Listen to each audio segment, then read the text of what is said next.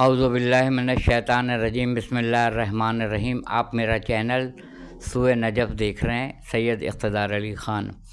آج کے لیے سرنامہ کلام کے لیے جس سورہ کا انتخاب کیا ہے وہ سورہ احزاب ہے، جس کا نشان ہے 33 اور جس آیت کو منتخب کیا اس کا نشان ہے 72۔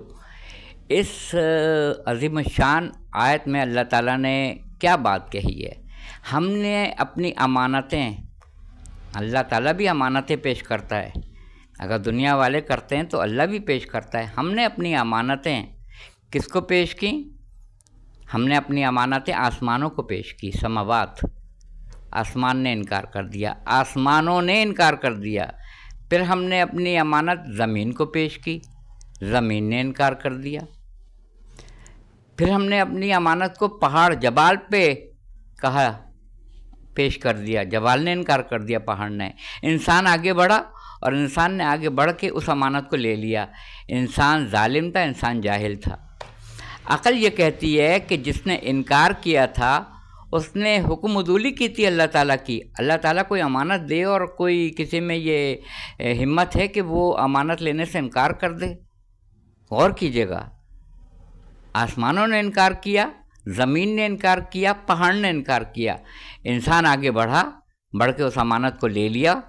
تو انسان کیا تھا؟ انسان ظالم بھی تھا، انسان جاہل بھی تھا۔ تو بظاہر تو ایسا لگ رہا ہے کہ جس نے امانت لے لیا ہے اس کی تعریف کی جائے، تو یہاں مذمت آ رہی ہے کہ انسان ظالم تھا، انسان جاہل تھا۔ جاہل اس لیے تھا کہ مجھے ایک جملہ علامہ طالب جوہری کا یہ یاد ہے، کیا بات آپ نے کہی تھی، سبحان اللہ سبحان اللہ۔ اللہ تعالیٰ آپ کو اعلیٰ علیین میں بلند مقام دے، عالم برزخ کے مراحل سے آسانی سے آپ گزر جائیں اور بروز حشر محمد اور ان کے آل کے ساتھ محشور ہونا نصیب فرمائیں۔ ہمارے علماء جو منصب شہادت پہ فائز ہو گئے ہیں وہ 14 معصومین کے ساتھ محشور ہوں حشر میں، آمین ثم آمین۔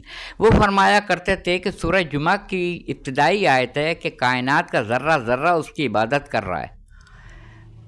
جمادات، نباتات، حیوان، انسان، نبی، چرند، پرند، شجر، حجر، سب اللہ کا۔ ایک پتھر بھی اللہ کی حمد و ثنا بیان کر رہا ہے۔ تو وہ یہ کہتے تھے کہ بسم اللہ الرحمن الرحیم، یسبح للہ ما فی السماوات و ما فی الارض، کائنات کا ذرہ ذرہ اس کی ابدیت میں ہے، عبادت کر رہا ہے۔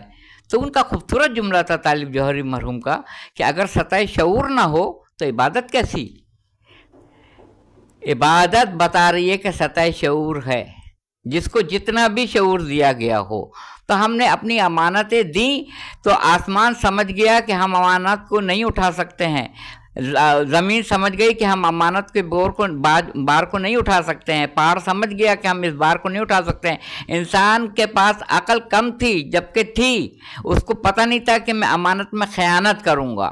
اس لیے انسان ظالم بھی تھا، انسان جاہل بھی تھا کہ امانت دے تو دی گئی مگر اس نے اس کو دیکھا نہیں، اس امانت کو، اس میں خیانت کر دی انسان نے۔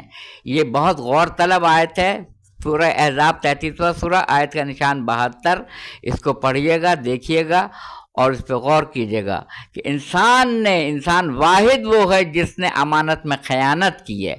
جبال نہیں بول سکتا، پہاڑ نہیں بول سکتا، سماوات، آسمان نہیں بول سکتے ہیں کہ اللہ میں نے تیری دی ہوئی امانت میں خیانت کری ہے۔